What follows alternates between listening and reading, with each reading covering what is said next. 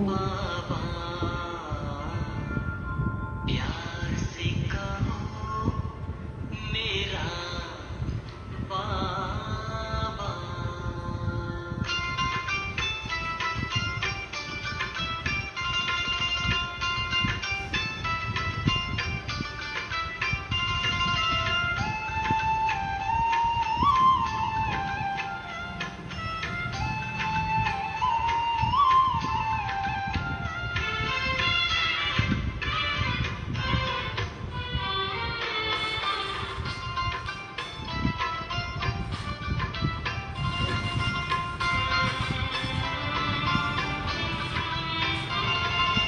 दिल से कहो मेरा बाबा, प्यार से कहो मेरा बाबा।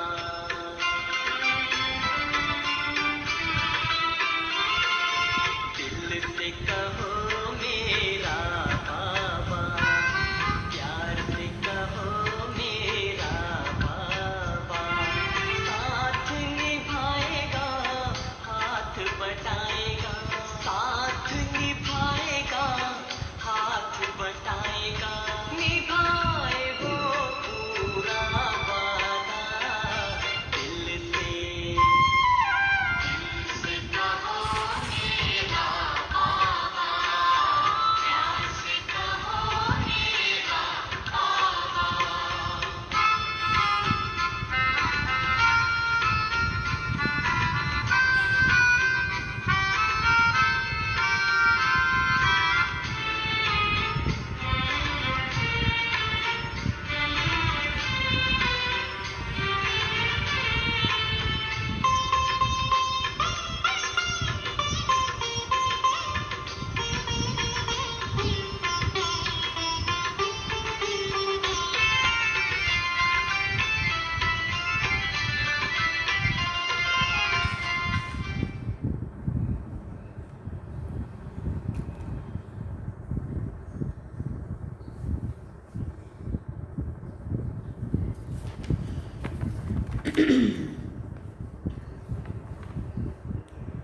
ओम शांति।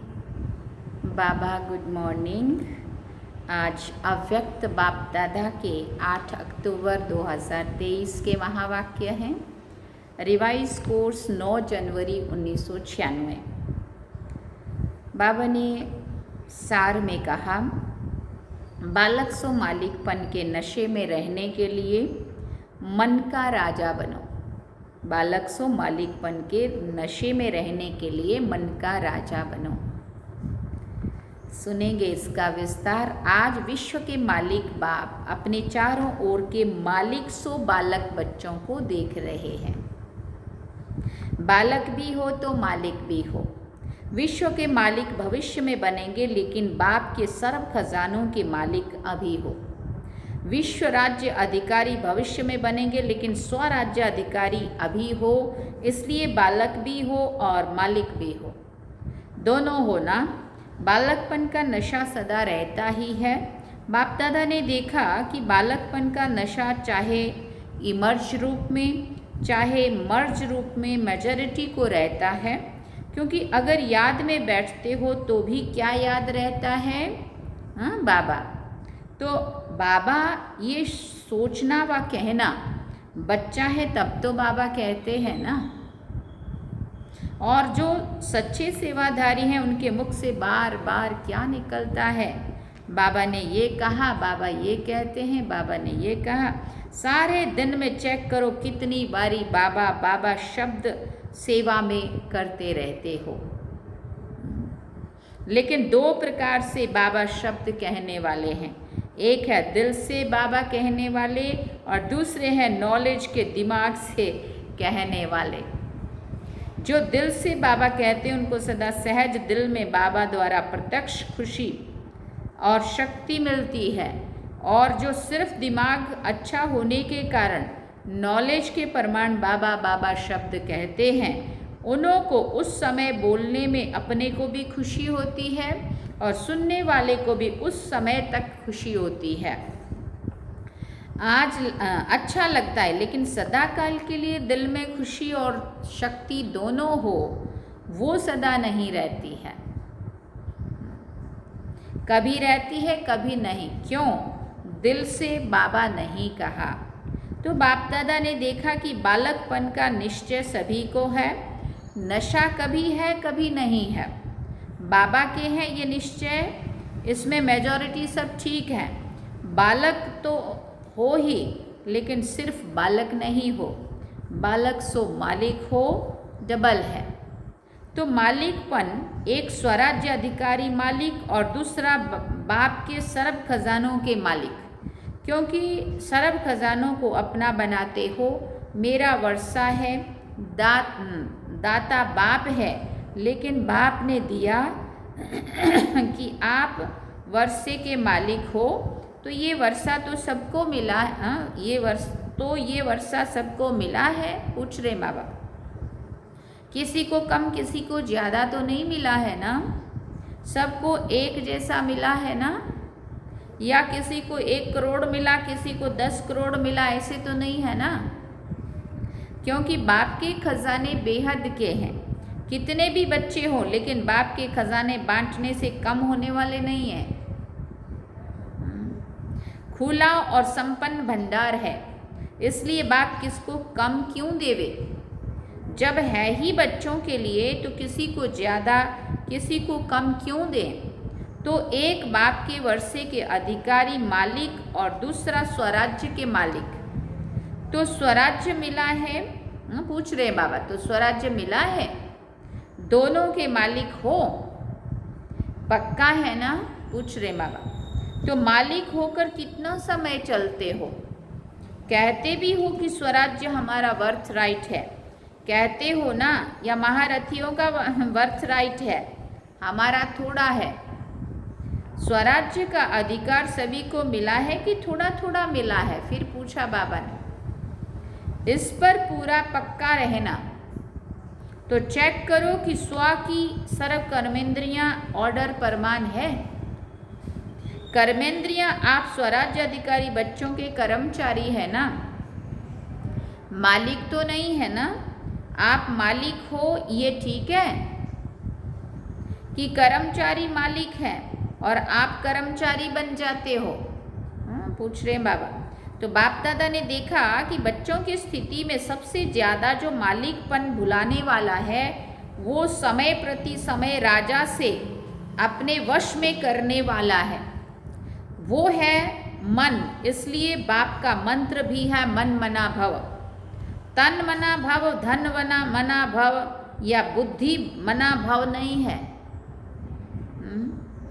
मन मना भव। तो मन अपना प्रभाव डाल देता है, मन के वश में आ जाते हैं। देखो, कोई भी छोटी सी व्यर्थ वातावरण व व्यर्थ दृश्य, सबका प्रभाव पहले किस पर पड़ता है? मन पर पड़ता है ना? फिर बुद्धि उसको सहयोग देती है। मन और बुद्धि अगर उसी प्रकार चलती रहे तो संस्कार बन जाता है। अभी भी अपने को चेक करो तो मेरा जो व्यर्थ संस्कार है वो बना कैसे? मानो किसी का संस्कार छोटी सी बात में, सेकंड में मन में फीलिंग आने का बन गया है, तो ये संस्कार बना कैसे? फिर कहते हैं चाहते नहीं हैं, सोचते भी हैं, लेकिन हो जाता है। इसको कहा जाता है संस्कारवश। चाहते नहीं है लेकिन हो रहा है, मतलब वो आदत बन गई है, इसलिए ना चाहते हुए भी हम वही गलती कर रहे हैं। कोई का थोड़े टाइम में मन मायूस हो जाता है, थोड़ा सा देखा सुना और मन मायूस हो गया। फिर अगर कोई पूछेगा तो क्या कहेंगे? कहेंगे नहीं नहीं कोई बात नहीं है, ये मेरे संस्कार है, ठीक हो जाएगा, संस्कार है ना। लेकिन बना कैसे? मन और बुद्धि के आधार से संस्कार बन गया।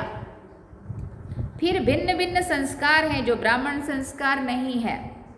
बाप दादा तो सोचते हैं कि कहलाने में तो किसी से भी पूछेंगे कि आप कौन हैं, तो क्या कहेंगे?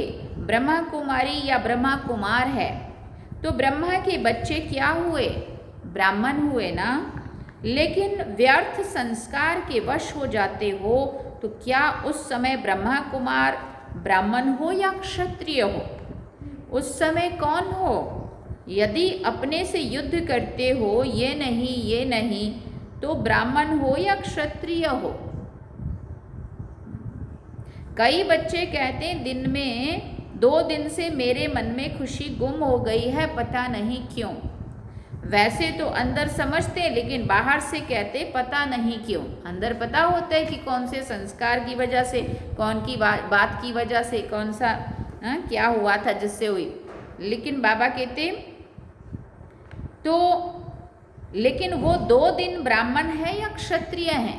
अंदर युद्ध चल रहा है तो बाबा कहते फिर तब ब्राह्मण कहेंगे या क्षत्रिय कहेंगे? जिसकी खुशी गुम हो जाए तो ब्राह्मण है। तो क्या कभी क्षत्रिय बनते हो, कभी ब्राह्मण बनते हो? पूछ रहे बाबा। सभी ने कहा ना मालिक हैं, लेकिन उस समय क्या है? मालिक हैं या परवश हैं?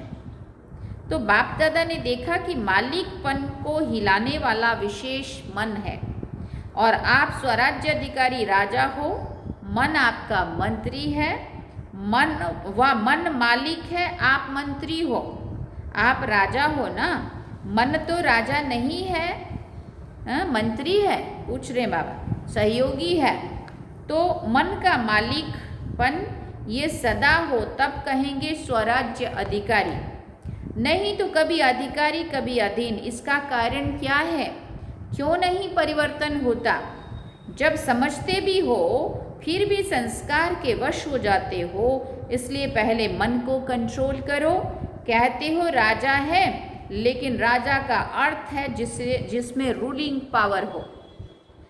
रूल्स का पूरा उसका कायदे क्या हैं, वो क्या करना है, कैसे करना, वो सब जानता भी हो और बताता भी हो। नहीं चलेगा। बाबा ने कहा अगर नाम राजा हो और रूलिंग पावर नहीं तो उसका क्या हाल होगा? उसका राज्य चलेगा? नहीं चलेगा।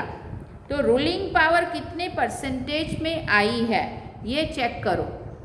एक गलती बहुत करते हो, उसके कारण भी संस्कार के ऊपर विजय प्राप्त नहीं कर सकते हो। बहुत टाइम लगता है। समझते हैं कल से नहीं करेंगे, लेकिन जब कल होता है तो आज से कल की बात बड़ी हो जाती है। तो कहते हैं कल छोटी बात थी ना, आज तो बहुत बड़ी बात थी।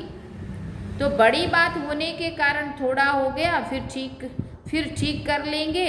ये बड़ों को व अपने दिल को दिलासा दिलाते हो, और ये दिलासा देते हुए चलते हो, लेकिन ये दिलासा नहीं है, ये तो धोखा है।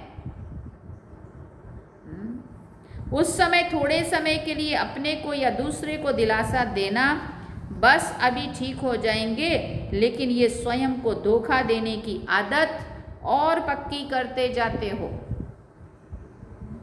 जो उस समय पता नहीं पड़ता है, लेकिन प्रैक्टिकल में धोखा मिलता है, तब समझते हैं कि हाँ ये धोखा ही है। तो भूल क्या करते हो? जब बड़े या छोटे एक दो को शिक्षा देते हैं तो क्या कहते हो? ये मेरा स्वभाव है, मेरा संस्कार है। कोई का फीलिंग का, कोई का किनारा करने का, कोई का बार बार परचिंतन करने का, कोई का परचिंतन सुनने का। क्या क्या संस्कार होते हैं देखो। कोई का, कोई बोलेंगे ये तो मेरा स्वभाव है, फिर दूसरा बोलेगा ये तो मेरा संस्कार ही ऐसा है। फिर कोई का स्वभाव संस्कार, कोई को फीलिंग आ जाती है बहुत जल्दी, कोई को किनारा, कुछ भी बात हुई किनारा ही कर लो। समझने को तैयार नहीं, समझाने को तैयार नहीं, किनारे ही हो जाओ बस। कोई का बार बार पर चिंतन करने का, कोई बात हो गई बस उसके बारे में सोचते रहो। कोई का पर चिंतन सुनने का, कि दूसरा कुछ भी सुनाए और हम बड़े इंटरेस्ट से सुनते रहें। भिन्न भिन्न संस्कार हैं। उसको तो आप बाप से भी ज़्यादा जानते हो, लेकिन बाप दादा कहते हैं कि जिसको आपने मेरा संस्कार कहा वो मेरा है। किसका है? फिर बाबा ने कहा तो कहा रावण का। तो फिर मेरा क्यों कहा? क्योंकि अपने तो दैवी गुण, दैवी संस्कार है ना। ये जो रावण वाले संस्कार थोड़ी हमारे ओरिजिनल हैं। तो ये तो कभी नहीं कहते हो कि ये रावण के संस्कार हैं, कहते हो मेरे संस्कार हैं। तो ये मेरा शब्द यही पुरुषार्थ में ढीला करता है। क्या करूं, मेरी आदत ही ऐसी बन गई। हाँ, ये रावण की चीज अंदर छिपाकर क्यों रखी है, फिर बाबा पूछ रहे हैं। लोग तो रावण को मारने के बाद जलाते हैं, जलाने के बाद जो कुछ भी बचता है वो भी पानी में डाल देते हैं, और आपने मेरा बनाकर रख दिया है। तो जहां रावण की चीज होगी वहां अशुद्ध के साथ शुद्ध संस्कार इकट्ठे रहेंगे क्या? और राज्य किसका है? अशुद्ध का, रावण का, शुद्ध का तो नहीं है ना। तो राज्य है अशुद्ध का, और अशुद्ध चीज अपने पास संभाल कर रख दी है, जैसे सोना या हीरा संभाल कर रखा हो। इसलिए अशुद्ध और शुद्ध दोनों की युद्ध चलती रहती है। अब वो अंदर अशुद्ध भी भर के रखा हुआ है, इधर शुद्ध भी मिलता जा रहा है, तो दोनों फिर अंदर क्या करेंगे? नहीं तो बाबा ने कहा था, अगर तुम्हारे दिल में या तो राम है तो राम, रावण है तो रावण, है ना, या तो बाप रहेगा या तो पाप रहेगा, है ना। अगर पाप कर्म फालतू का व्यर्थ का होगा तो वही चलेगा, फिर वो बाबा कहाँ से आएगा? इसलिए फिर वो बाबा आना चाहते हैं, बाबा को हम लाना चाहते हैं, लेकिन अंदर बिठाया हुआ है दूसरा, तो फिर वो युद्ध चलती है। इसलिए अशुद्ध और शुद्ध दोनों की युद्ध चलती रहती है। तो बार बार ब्राह्मण से क्षत्रिय बन जाते हैं। मेरा संस्कार क्या है? जो बाप का संस्कार है, विशेष है ही विश्व कल्याणकारी, शुभ चिंतनधारी, सबके प्रति शुभ भावना, शुभ कामनाधारी। ये है ओरिजिनल मेरे संस्कार, बाकी मेरे नहीं है। और यही अशुद्धि जो अंदर छिपी हुई है ना, वो संपूर्ण शुद्ध बनने में विघ्न डालती है। तो जो बनना चाहते हो, लक्ष्य रखते हो, लेकिन प्रैक्टिकल में फर्क पड़ जाता है। मेजॉरिटी ने सोचा है, कईयों ने तो अपना संकल्प भी किया, लिखा भी कि इस डायमंड जुबली में बाप समान डायमंड बनना ही है। ये संकल्प है ना, या ये संकल्प है या सोचना है? बाबा पूछ रहे हैं। सोचना हो तो सोच लो, लेकिन नंबर पीछे मिलेगा। कहावत भी है, जो करेगा वो पाएगा। ये तो है ही ना, ये तो नहीं है ना कि जो सोचेगा वो पाएगा, जो करेगा वो पाएगा। तो संकल्प बहुत अच्छा करते हो, बाप दादा भी पढ़ करके सुन करके खुश होते हैं, लेकिन ये रावण की चीज़ जो छिपा कर रखी है ना, वो मन का मालिक बनने नहीं देती है। मेरी आदत है, मेरा स्वभाव है, मेरा संस्कार है, मेरी नेचर है, ये सब रावण की जायदाद साथ में दिल में रख दी है। तो दिलाराम कहाँ बैठेगा? रावण के वर्षे के ऊपर बैठेगा क्या? तो अभी इनको मिटाओ। जब मेरा शब्द बोलते हो तो याद करो मेरा स्वभाव या मेरी नेचर क्या है। और मन को दुनिया वाले भी कहते हैं ये घोड़ा है, बहुत भागता है और तेज भागता है, लेकिन आपका मन भागना चाहिए। आपको श्रीमत का लगाम आपको श्रीमत का लगाम मजबूत है ना। अगर लगाम ठीक है तो कुछ भी हलचल नहीं हो सकती। लेकिन करते क्या हो? बाप दादा तो देखते रहते हैं ना, तो हंसी भी आती है। जैसे सवारी को चला रहे हो, लगाम हाथ में है, लेकिन अगर चलते चलते लगाम पकड़ने वाले की बुद्धि या मन कोई साइट सीन के तरफ लग गई तो क्या होगा? लगाम ढीला होगा, और लगाम ढीला होने से मन चंचलता जरूर करेगा। तो श्रीमत का लगाम सदा अपने अंदर स्मृति में रखो। जब भी कोई बात हो, मन चंचल हो, तो श्रीमत का लगाम टाइट करो, फिर कुछ नहीं होगा, फिर मंजिल पर पहुंच जाएंगे। तो श्रीमत हर कदम के लिए है। श्रीमत सिर्फ ब्रह्मचारी बनो ये नहीं है, हर कर्म के लिए श्रीमत है। चलना, खाना, पीना, सुनना, सुनाना, सबकी श्रीमत है। है कि नहीं है? फिर पूछ रहे हैं बाबा। बाबा ने तो सभी चीज़ की श्रीमत दी है ना, बच्चे क्या करो क्या नहीं करो। मानो आप पर चिंतन कर रहे हो, तो क्या ये श्रीमत है? क्या बाबा ने ये छुट्टी दी है कि तुम भले पर चिंतन करो?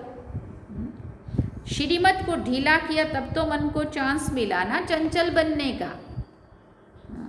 फिर उसको आदत पड़ जाती है, तो आदत डालने वाला कौन? श्रीमत के विरुद्ध हमने अपने आप को चलाया, तब तो उसको आदत डली ना, आप ही हो ना। तो पहले मन का राजा बनो। चेक करो अंदर ही अंदर ये मंत्री अपना राज्य तो स्थापन नहीं कर रहे हैं। जैसे आजकल के राज्य में अलग ग्रुप बना करके और पावर में आ जाते हैं और पहले वालों को हिलाने की कोशिश करते हैं, तो ये मन भी ऐसे करता है, बुद्धि को भी अपना बना लेता है, मुख को, कान को, सबको अपना बना लेता है। तो रोज चेक करो, समाचार पूछो, हे मन मंत्री तुमने क्या किया? कहाँ धोखा तो नहीं दिया? कहाँ अंदर ही अंदर ग्रुप बना देवे और आपको राजा की बजाय गुलाम बना देवे? तो ऐसा ना हो। देखो ब्रह्मा बाप आदि में रोज ये दरबार लगाते थे, जिसमें सभी सहयोगियों साथियों से समाचार पूछते थे। तो रोज की ब्रह्मा बाप की ये आदि की दिनचर्या है, सुना है ना? तो ब्रह्मा बाप ने भी मेहनत की है ना, अटेंशन रखा, तब स्वराज्य अधिकारी सो विश्व के राज्य अधिकारी बने। शिव बाप तो है ही निराकार, लेकिन ब्रह्मा बाप ने तो आपके समान सारी जीवन पुरुषार्थ से प्रारब्ध प्राप्त की। तो ब्रह्मा बाप को फॉलो करो। ये मन बहुत चंचल है और बहुत क्विक है, 1 सेकंड में आपको सारा फॉरेन घुमाकर आ सकता है। तो क्या सुना? बालक सो मालिक। ऐसे नहीं खुश रहना, बालक तो बन गए, वर्षा तो मिल गया, लेकिन अगर वर्षे के मालिक नहीं बने तो बालकपन क्या हुआ? बालक का अर्थ ही है मालिक। लेकिन स्वराज्य के भी मालिक बनो। सिर्फ वर्षे को देख करके खुश नहीं हो, स्वराज्य अधिकारी बनो। इतनी छोटी सी आंख बिंदी है, वो भी धोखा दे देती है। तो मालिक नहीं हुए तभी तो धोखा देती है ना, समझा? बाबा ने कहा तो बाप दादा सभी बच्चों को स्वराज्य अधिकारी राजा देखना चाहते हैं, स्वयं के ऊपर राज करने वाले राजा देखना चाहते हैं। अधिकारी अधीन नहीं रहेगा, समझा? क्या बनेंगे? फिर बाबा ने पूछा क्या बनेंगे? बालक सो मालिक। रावण की चीज को तो यहाँ हॉल में ही छोड़कर जाना, फिर बाबा कह रहे हैं। तो ये तपस्या का स्थान है ना, तो तपस्या को अग्नि कहा जाता है, तो अग्नि में खत्म हो जाएगा। बाप दादा ने देखा कि बच्चों का रावण से अभी भी प्यार है, दिल से चाहते नहीं है कि, लेकिन रह गया है, अभी इसको खत्म करो। टीचर्स क्या करेंगी? बाबा ने पूछा। हाँ बाबा, यही छोड़कर जाएंगी या ट्रेन में फेंकेंगी? क्योंकि 63 जन्मों की पुरानी चीज़ है, तो थोड़ी तो प्रीत होगी, बाबा कहते हैं। पांडव क्या करेंगे? यहीं छोड़कर जाएंगे या नीचे आबू रोड पर छोड़ेंगे? यहीं छोड़कर जाना। फिर बाबा ने कहा छोड़ने के लिए तैयार हो? ढीला ढाला हाँ कर रहे हो? फिर बाबा कहते बाप दादा रोज कोई ना कोई बच्चों की बातें चेक करता है, अभी भी चेक करेंगे तब तो चेंज होंगे ना। अच्छा, ये चांस तो एक्स्ट्रा चांस मिला है, ये भी नयों को या पुरानों को अचानक की लॉटरी मिली है। तो अचानक की लॉटरी का महत्व तो होता है, तो इस लॉटरी को सदा प्रैक्टिकल कर्म में लाते हुए बढ़ाते रहना। जितना स्वयं प्रति या औरों प्रति कार्य में लगाएंगे उतना बढ़ता रहेगा। तो बढ़ाते रहना, ये लॉटरी का दिन भूलना नहीं, याद रखना।